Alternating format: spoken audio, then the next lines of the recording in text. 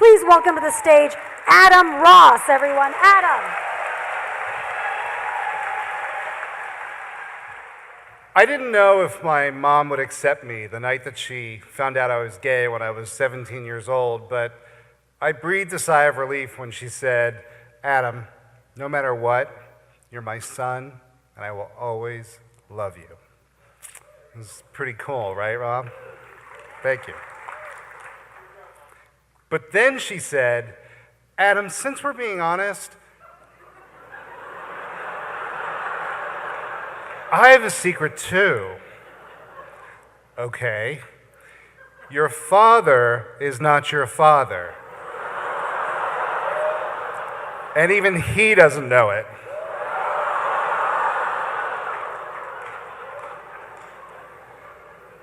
So I sit in shock as my mom explains that she'd had an affair with a man that she met right after she'd broken up with the man I'd thought was my dad. But when that affair fizzled, she went right back to my dad and didn't tell him that he wasn't the father of the child she just realized she was pregnant with. And that's how my dad and I never knew that I wasn't his son. "Wow, Mom, you win. Your secret is better." Yeah.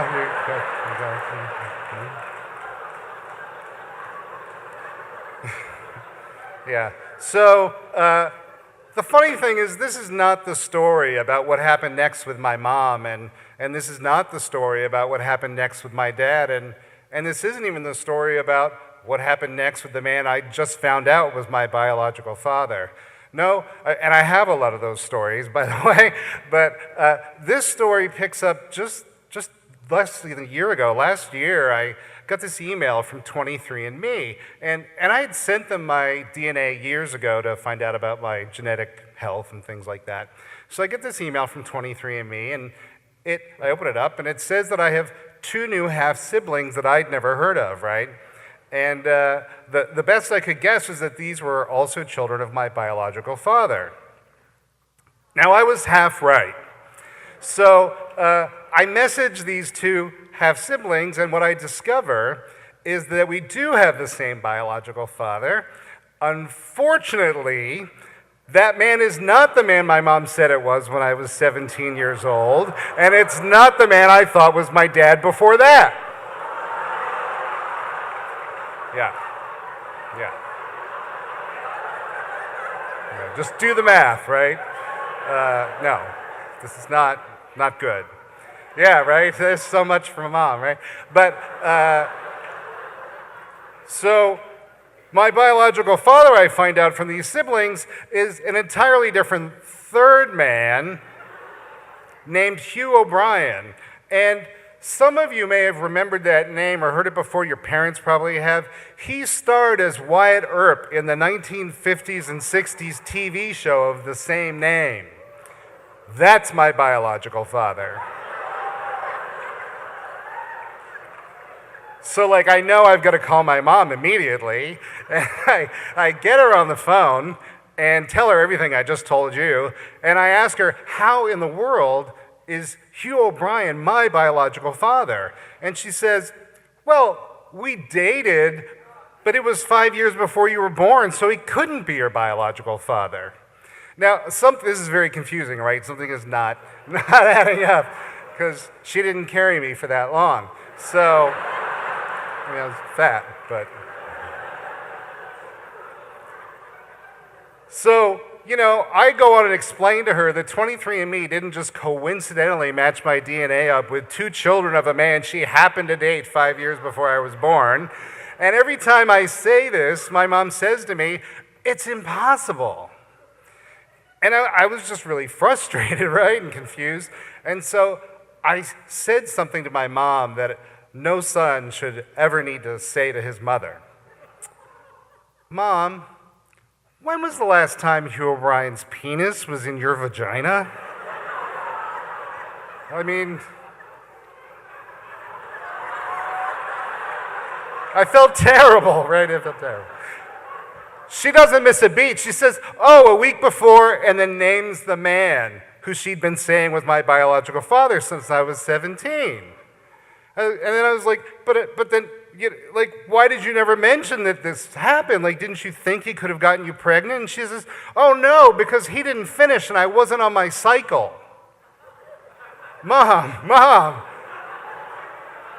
half the people walking the planet today are here because the rhythm method and pulling out don't work.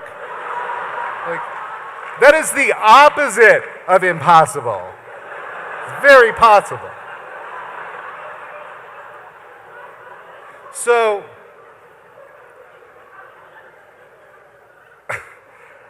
I felt stunned, right? I felt stunned and betrayed like I had when I was 17, except this time it was worse because, this time it felt like my mom had secrets within secrets. It was like Inception,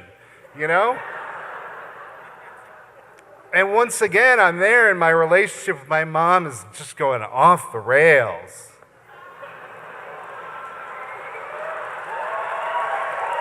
Literally, almost, not literally. And a week later, I'm on the phone with my mom, and I'm just laying into her about how once again she's made my life so damn complicated.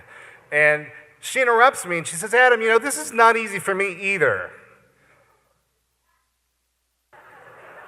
And the thing is, it's like I could hear from the tone of her voice. It was really the first time I noticed it. It was like, yeah, this was really weighing on her. And I hadn't noticed that because until then I'd only been thinking about how it was weighing on me. So I didn't know what to say, which is very unusual for me, by the way, not knowing what to say back to my mom. And I thought for a minute, and I remembered something I'd heard years ago about acceptance. I'd heard that acceptance doesn't mean you like something.